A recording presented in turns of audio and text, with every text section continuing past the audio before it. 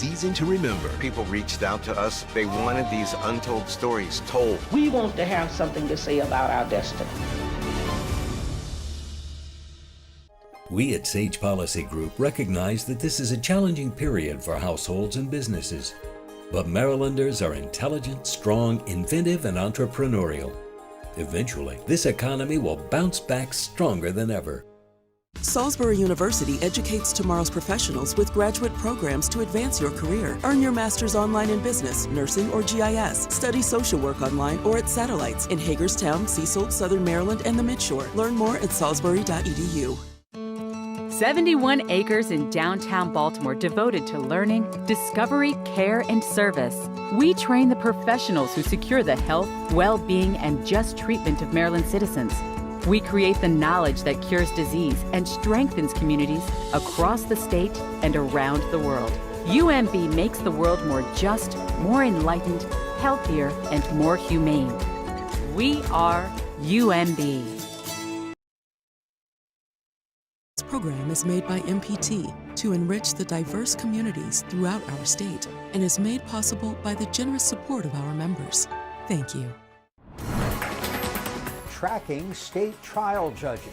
There is nothing more important than addressing the violent crime crisis in our state. Everything that we do as judges is front-facing, it's very public. Unmasking in schools. Our educators have shared that they want all of the health and safety protocols possible put in place. So there are off-ramp statistics. The question is are they a meaningful way to get us to the goal of eliminating masks? And cutting back on declawing cats. About a quarter of cats who are declawed or deknuckled end up limping because they're still in pain. For 40 years, connecting Marylanders to their government, this is State Circle. Good evening. The big story around State Circle this week, masking down. After months of masking up during the latest COVID surge, the number of illnesses is fast retreating, and there are calls, including from the governor's office, to drop masking orders in schools. Nancy Amata has more. The governor has said that he doesn't have the authority to make this change, then just leave it alone and let the education sector deal with this. The president of the Maryland State Education Association, Cheryl Boast, says the governor's call to immediately end school masking lends to confusion and anxiety. Our educators have shared that they want all of the health and safety protocols possible put in place. This isn't like walking into a grocery store where you might be with somebody for 15 minutes. This is close contact for hours in a day. And with the staffing shortages that we're realizing right now in every job category, our classes are overcrowded, our buses are overcrowded. Bose says she supports the State Board of Education's metrics that have been put in place to end masking. As it stands now, after February 25th, when the emergency mask mandate expires, school districts can forego masks if 80% of staff and students are vaccinated, 80% of the county's population is vaccinated, or there are 14 days of moderate or low transmission. And these seem to be very reasonable and obtainable thresholds to take the masks off. Here's the thing, it can't just be what we do in our schools. It has to be the entire community. A spokesperson for the State Board of Education issued a statement which reads in part, the emergency regulation does provide research-based off-ramps for local systems and schools based on vaccination and transmission rates. The State Board has and continues to rely upon science, research, and guidance from public health experts. So there are off-ramp statistics.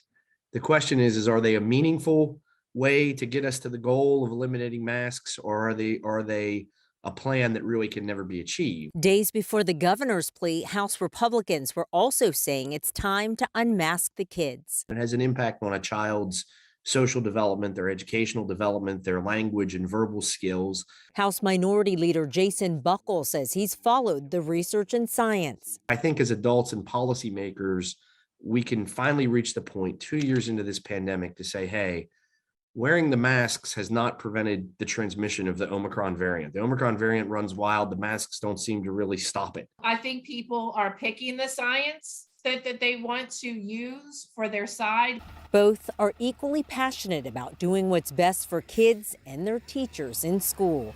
I'm Nancy Yamada for State Circle. A month ago today, the number of hospitalized COVID patients in the state peaked at 3,462. Today it is down to 913, though 162 Marylanders have died from COVID over the last week.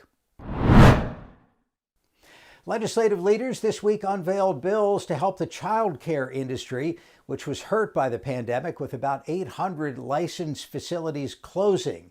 They proposed financial help for providers to renovate and expand, help with paying bonuses to new and existing workers, and faster access to federal scholarship funds. There has been much speculation as to what Governor Hogan intends to do when his term ends next January. This week, he closed the door on the dream of national GOP leaders that he would challenge incumbent Democratic Senator Chris Van Hollen. I want to let you know that I will not be a candidate for the United States Senate. I sincerely appreciate all the people who've been encouraging me to consider it. A number of people have said that they thought I could make a difference in the Senate and be a voice of common sense and moderation. I was certainly humbled by that, and it gave me and my family a reason to consider it. But as I have repeatedly said, I don't aspire to be a United States Senator, and that fact has not changed. The governor left open the possibility of a run for president in 2 years.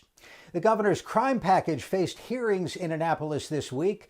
Sue Copen reports the proposal to track sentences handed out by state judges saw the strongest criticism. Outside the State House this week, Baltimore residents calling on lawmakers to do something about the crime problem. And Governor Hogan says that is his top priority. There is nothing more important than addressing the violent crime crisis in our state. The governor's $500 million crime package includes an emergency bill creating the Judicial Transparency Act of 2022. It calls for tracking and publishing in a way that's easy for the public to access information on sentences for all violent crimes, and that would include the names of trial judges. The Sentencing Guidelines Commission already publishes most of this data by circuit, but by expanding the reporting requirements, Marylanders will have access to information that will better help them understand the judicial branch and how sentences are being determined. The dean of the University of Baltimore's law school told House Judiciary Committee members that an independent judiciary is essential to a democracy, and that this could jeopardize that. I fear that this bill, while it doesn't create a mandatory system, is moving in that direction by pressuring judges to impose sentences within the guidelines and then vilifying them if they don't do so. Baltimore City Circuit Court Judge Shannon Avery argued that the public already has access to trial information. Everything that we do as judges is front facing, it's very public. But I think that it is very important to remember that this legislation, House Bill 412, is not directed at the judiciary. This bill is directed to the Maryland Sentencing Commission, which is an independently appointed commission that has a very discrete purpose, which is to produce the sentencing guidelines. But Baltimore County Delegate Robin Grammer said it can be difficult for someone to get details about a trial. If you try and figure out what's going on with a lot of these cases, it's like a damn black hole. It's like a shadow government. And we're not even documenting all the details. For instance, the name of the judges. And if you go to other states, in most criminal cases, the name of the judge is always included. Judge John Morrissey, Chief Judge of Maryland's District Courts, told the lawmakers judges have a very specific role. Being tough on crime is a law enforcement obligation, not a judicial obligation. Being fair and impartial and a neutral arbiter of the cases that come before us is the role of the judiciary, and the two really shouldn't mix. There are two other bills in the governor's crime package. One creates a local law enforcement coordinating council, and the other increases penalties on repeat violent offenders. The bills now await votes in both the House and Senate committees. At the State House, Sue Copen for State Circle.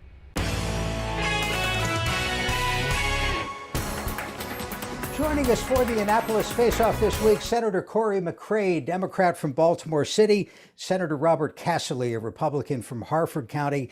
Gentlemen, thank you both for joining us. Senator McCray, you have a bill on the Parole and Probation Department looking at gathering some data on the number of cases where somebody under their supervision is involved in a homicide case. What's the goal of that? Jeff, thank you for this thank you for this opportunity. Senate Bill 587, the Parole and Probation Performance Act, just makes sure that we look at parole and probation.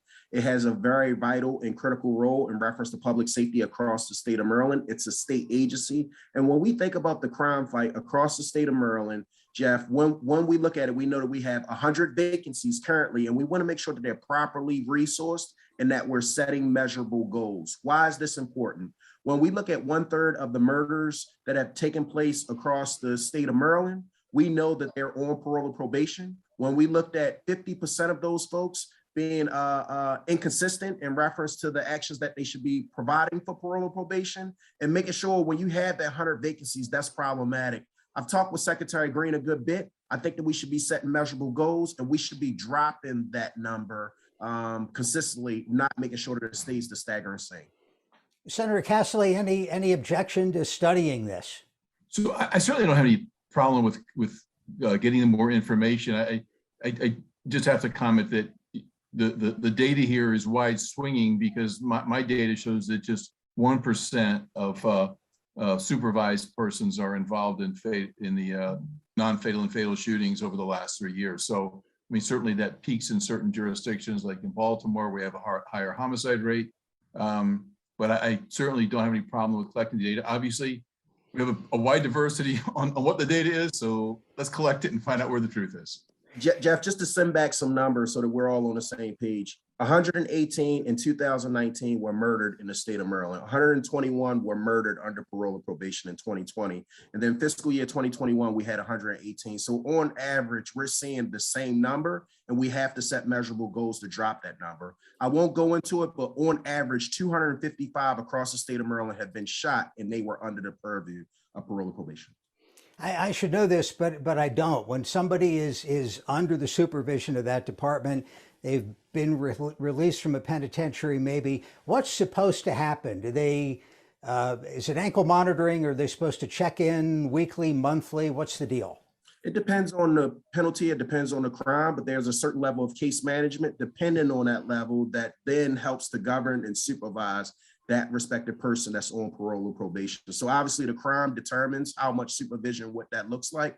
But I think that we would all agree with 100 vacancies, we have to go in a better direction under that. And I don't think that anyone under their purview should be shot or murdered, but obviously 255 and on average 118 is too many.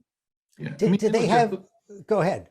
Well, I mean, look, here's a challenge we have is that we're releasing a lot of folks on probation and even pretrial release that really in past years would not be. This is a factor of very lenient sentencing that we're doing, where you have folks who have not completed any substantial period of incarceration for violent crime before they're right back on the streets on probation. And then the pretrial release factors into this as well, with all of those folks. And we've had some really horrible stories with people on ankle monitors committing crimes. Generally, those folks are not under parole and probation; they're under contract supervision. So, look, we got to collect the data. I totally agree with Cory's approach to collect the data. We can always do better, but I think to try to highlight this as one of the major problems with causing the murder rates and the violent crime increases is just not. It's not there.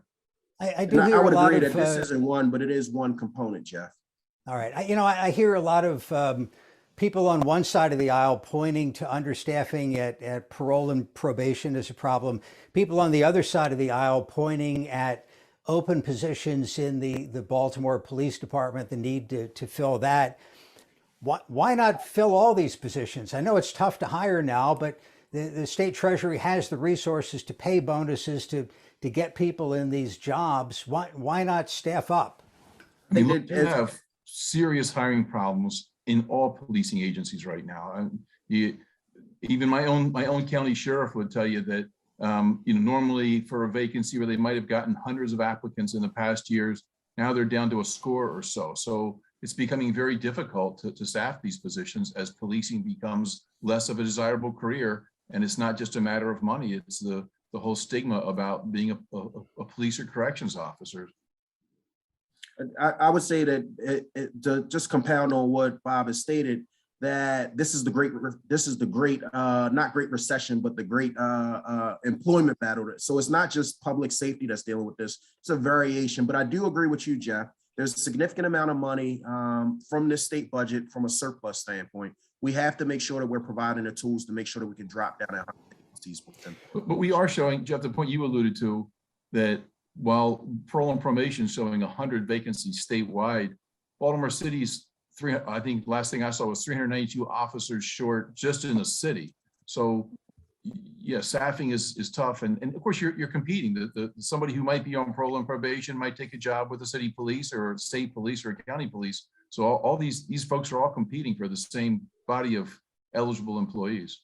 But I will wrestle, Jeff, that the state of Maryland is dealing with a surplus. That's not the case for the city of Baltimore. And in this unique situation, we have the opportunity to offer one-time bonuses, hires, and things of that nature, especially for these emergency positions dealing with our public safety. Before we go, let me put some money up for them. Senator, let me get both of you to respond to this. It's campaign season coming up in a few months. When you start knocking on doors, what do you think your constituents are going to want to hear that you've accomplished when it comes to public safety? So I think that from my citizens' perspective, it's that they don't want to see the crime in our urban areas creeping out to the outlying counties. We've seen Baltimore County has gone up over the past year for years. Even when the city murder rate was much higher, Baltimore County was able to hold the line. And now you're seeing a lot of crime in Baltimore County. I'm just one county away from that. And so folks want to hold the line on that. Public safety is critically important. Senator McCray. Yes, sir. So public safety is definitely on the minds of everyone. We cannot ignore that. I'm glad that you lifted up Senate Bill 587, but we also have 585 and 586 dealing with the coordination of our courts and police department, and also the number of active warrants in the state of Maryland, over 200,000 plus. But the reality is that they're also talking about things that indirectly impact public safety, such as education. And unfortunately, in the governor's budget, he removed 125 urban jurisdictions that deal with concentration of poverty, 99 being in Baltimore City and 26 being in Prince George's. And that's not how you tackle the problem, Jeff. We all know this, and our young people shouldn't be on an outlier. But gentlemen, afraid we have to leave it there. Senators McCray and Casserly, thank you for your time. Thanks, Jeff. Thank you, Corey. Lawmakers are considering several bills designed to protect special needs students. One would require public schools to install cameras in all special ed classrooms to capture possible abuse. The other moves to limit the use of seclusion and physical restraint for students with disabilities. The bills were prompted by a Department of Justice settlement with the Frederick County schools. The federal investigation revealed the school district restrained and secluded special needs students thousands of times over a 2-year period. A number of these students were suffering from post-traumatic stress. Some had suffered injuries, and it was really just heartbreaking. And I went to the Senate floor and I talked about this issue, about what was going on in Frederick County and how it really cried out for statewide action. Senator Huff believes the problem indicates more efforts need to be made to help overwhelmed teachers and provide them with enough support staff. A Senate committee has voted to limit the practice of declawing cats. That procedure is done to prevent scratching of people and furniture, but it requires amputating a part of each finger on a cat's paw, according to bill sponsor Senator Cheryl Kagan. About a quarter of cats who are declawed or deknuckled end up limping because they're still in pain. And if their adoptive parents or something decided to declaw their cat because, let's say, Fluffy was scratching the sofa or something, their paws are such pain that they stop using the litter box because the litter is getting in these cavities. Several veterinary associations discourage declawing, but prefer to leave the matter to the judgment of individual vets. The bill, which does have exceptions, will be on the Senate floor next week. For the political roundtable this week, MPT Sue Copen is joined by Bruce DuPoit of MarylandMatters.org. Thank you both for being here.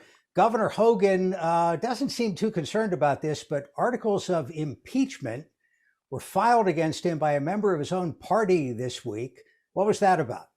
Well, it was filed by a member of his own party. I think that's important to point out. Yes, Western Maryland delegate Dan Cox filed a resolution that now goes to the Rules Committee with 6 articles of impeachment against the governor. There is no one else on it. And those articles range from misuse of police power to deprivation of religious liberties to abuse of power under false pretenses. It's quite a litany of points included there. What was Reagan's 11th commandment? Not speaking ill of fellow Republicans or something? That's right. Yeah. Yeah. So this is one that nobody saw coming. It is a head scratcher.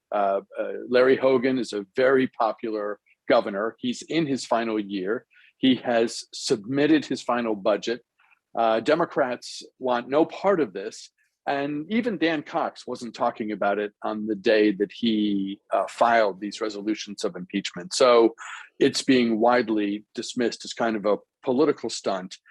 He trails his main gubernatorial rival, former Commerce Secretary Kelly Schultz, in fundraising. And this might be an effort to generate some headlines and by extension, raise some funds. He certainly got the headlines. We'll see if the money follows.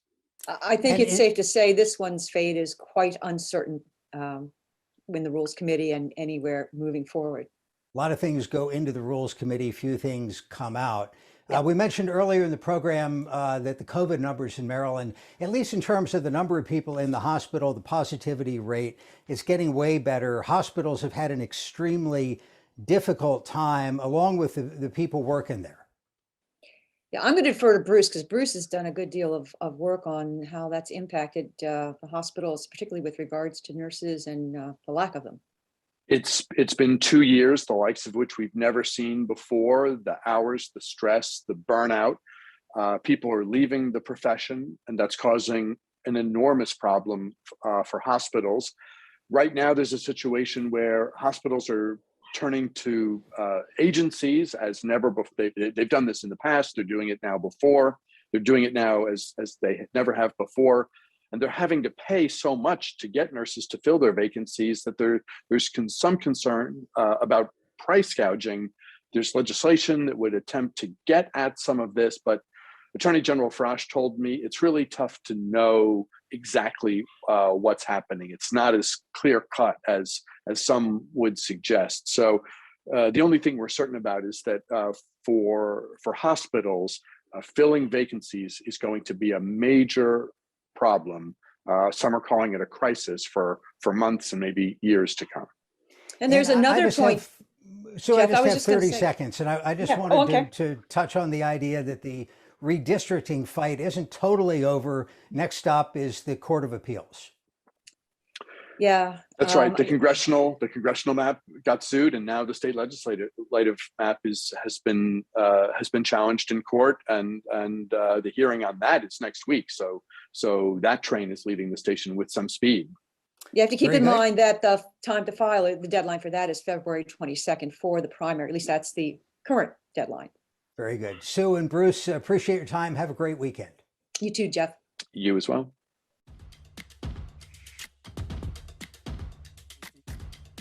And now with the CIAA basketball tournament coming to Baltimore, there's an opportunity to showcase minority entrepreneurs. Charles Robinson introduces us to one entrepreneur whose work will be seen by many. What they're doing here is they're edge stitching these wonderful masks that we have, two-tone, for the CIAA tournament. So we have Wisdom and Mecca here, 2 instructors in our industrial power manufacturing program. And their edge stitching is securing the elastic, so when they wear these items at the tournament, they don't have to worry about these masks falling apart. Rashid Aziz runs citywide youth development. His facility is located on the west side of Baltimore along North Avenue. Manufacturing of anything on North Avenue is an oddity. My organization provides solutions for crime and poverty through utilizing the tools of manufacturing and entrepreneurship. And we, Mr. Al Hutchinson, the CEO there at our Visit Baltimore, reached out to us to see if we could participate in manufacturing some masks for attendees at the event. It's kind of surreal because, you know, when we post pictures on social media, people are so excited. The fact that, you know, a small organization like us, even though we have a 10,000 square foot facility in the middle of the inner city, but we have a wonderful team of young adults that actually cut, sew, produce, and manufacture the item that's going to be worn by thousands of people. So to be a part of that narrative of being a part of the manufacturing and production and the ingenuity of CIAA is absolutely awesome. Aziz, a graduate of North Carolina Central University in HBCU, knows the impact this basketball tournament will bring to Baltimore. He attended the tournament when it was in Charlotte. His order of 4,000 masks is part of the $50 million cash infusion the city is expected to gain. Just the excitement, the history, the tradition of the CIAA, it's really going to take Baltimore by storm. So one of the party central districts for the CIAA basketball tournament is here along Water Street. What they're going to allow people to do is to set up pop-up shops for minority vendors. Downtown has a totally renewed energy, and now this energy includes us. From the efforts that the Visit Baltimore is making, and Downtown Partnership pushing an agenda to make sure that Black and minority vendors are a part of the Downtown Pulse. It's not just about the party. The schools and their alumni are hoping some of those young people from the Baltimore metro area will get the bug to think about attending one of the schools after they finish high school. In Baltimore, I'm Charles Robinson. And that is State Circle for this week. Join us every week at this time as we bring the State House to your house. Join us Monday for Direct Connection, your chance to ask the experts. That's Monday evening live at 7. Now for all of us at MPT, thanks for watching and have a good night.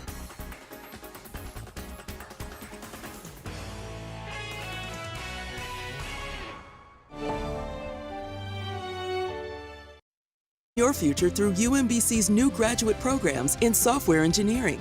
Providing modern approaches to software development and implementation, UMBC's faculty is ready to help connect you to resources and opportunities in this in-demand field.